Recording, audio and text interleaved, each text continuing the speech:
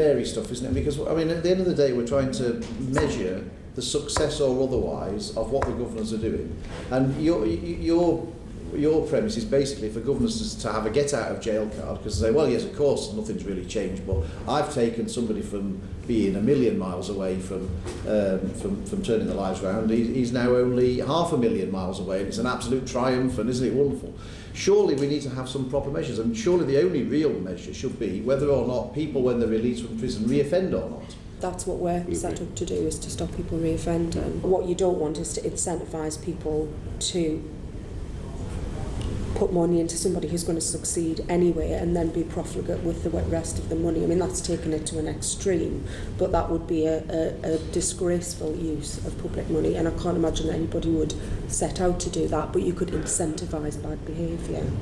So what you want to do is to try and get the balance, I would argue, between focusing on people who are change ready and give them that push and help them, but there are a whole load of other people who, quite frankly, could become more dangerous if we didn't spend some of the resource on them.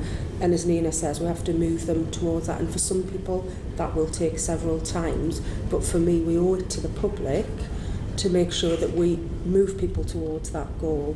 You're watching Tuesday in Parliament with me, Christina Cooper. Ministers have put forward plans to stop bloodstained dictators laundering money through the UK. The change, which came during the Criminal Finances Bill, followed the case of Sergei Magnitsky, a Russian lawyer who blew the whistle on a massive fraud in that country.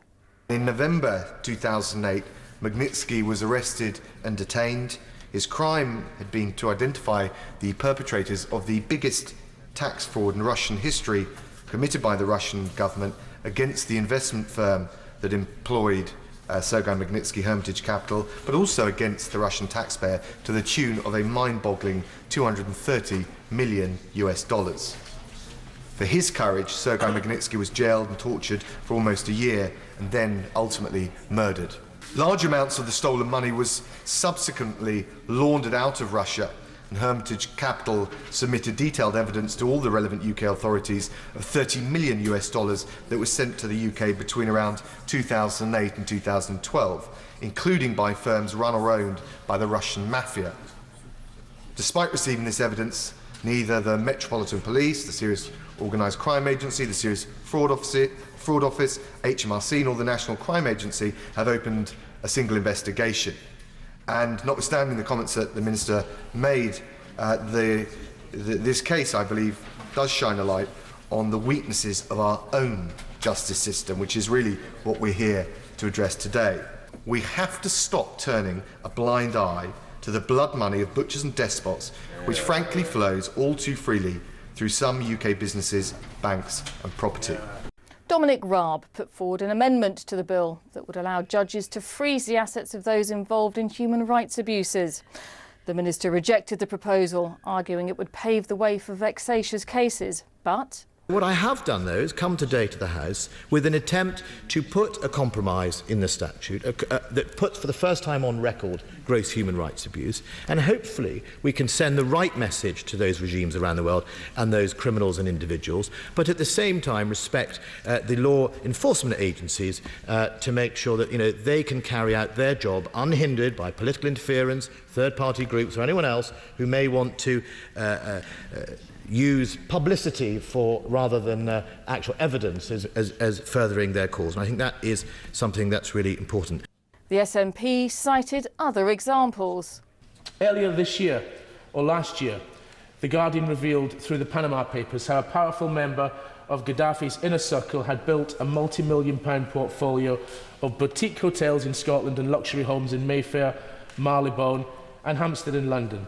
He was head of Libya's infrastructure fund for a decade and has been accused by government prosecutors in Tripoli of plundering money intended for schools, hospitals and infrastructure projects.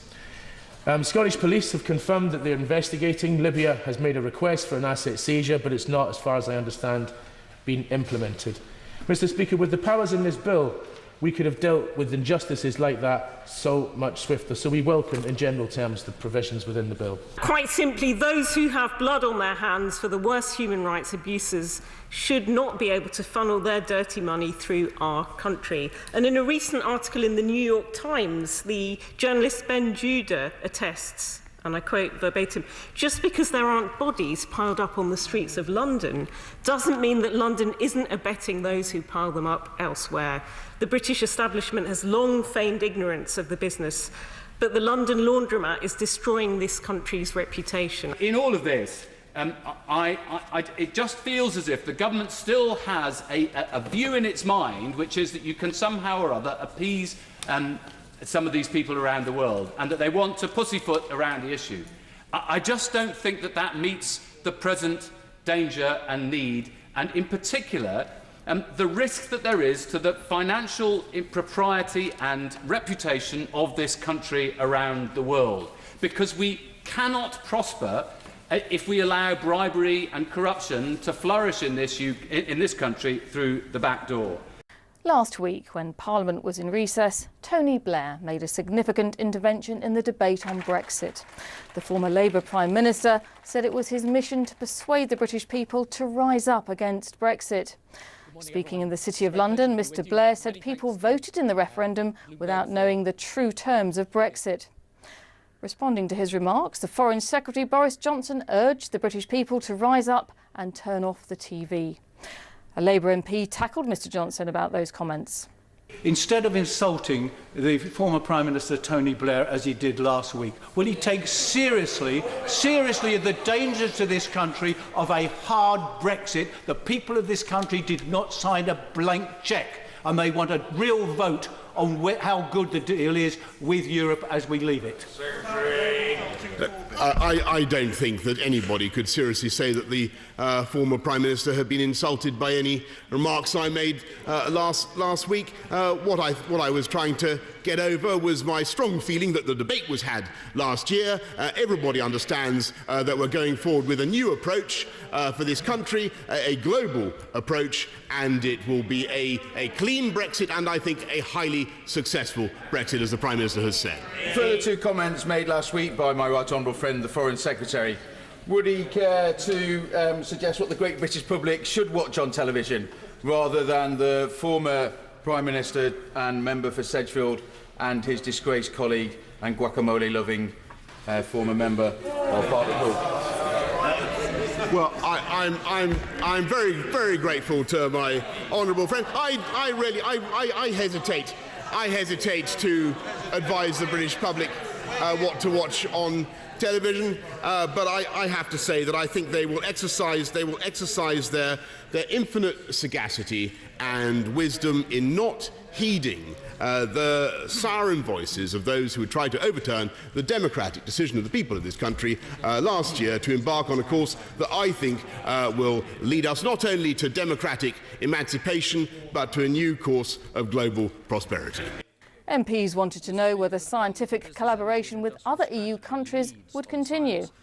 The government aims to secure the best possible outcome for UK's science and research as we leave the European Union, and both the EU and the UK have publicly emphasised the importance of continuing to work together to produce high-quality research. So both at home and abroad, we will remain at the forefront of science and research.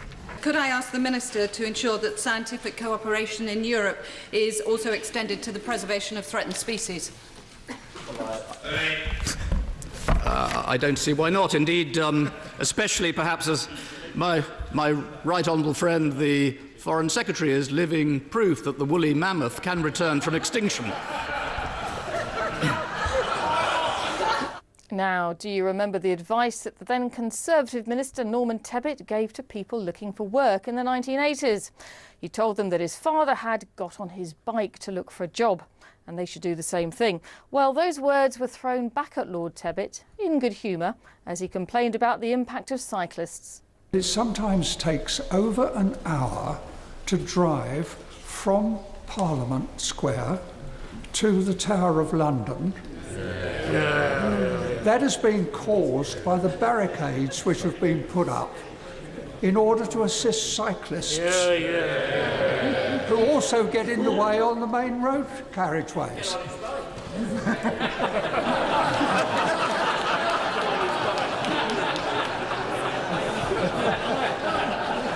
The Noble Lord opposite speaks very impertinently towards me and other people of my age who would find grave difficulty in cycling on the roads these days, but a principal cause of the excess nitrous oxide in the air in this area of Westminster and along the embankment is those wretched barricades which have been put up by the former mayor. My Lords, I hope I can continue in the right vein by saying I would advise the Circle and District line is a very good way of getting from here to the